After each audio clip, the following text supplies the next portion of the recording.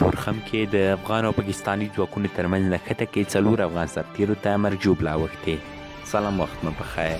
که غواړئ په دې باب پوره او کره معلومات ترلاسه کړئ ویډیو تر پایه وګورئ. تورخم کې د افغان او پاکستاني ځواکونو ترمنځ نښته شوې. د تورخم کمیسار تاییدوي چې شخړه د افغان او پاکستاني پوځیانو ترمنځ د اغزن تار د غځولو پر سر رامنځته شوې.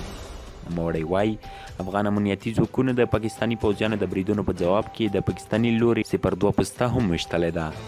په ورته مهال د ننګرهار د ولي ویان عطا الله خوږیاڼی هم د پیښې پخلی کوي او وایي چې د دواړو لوریو ترمنځ جګړه شوې ده. د سیمې خلک وایي پیښه د مومندرې ولسوالۍ په غوړه کې سیمه کې رامنځته شوې او ډیری خلک او کورنۍ له سیمې څخه د تښتې په حال کې وو.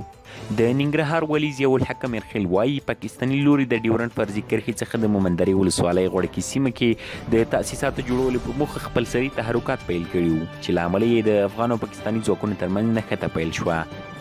نوموړی زیاتوي د پاکستاني ځواکونو د دغه تحرکاتو په غبرګون کې افغان ځواکونه بریدونو ته اړ شول. د ښاغلي میرخیل خبره اوس مهال وضعیت آرام دی او سیمه د امنیتي ځواکونو تر څار لاندې ده.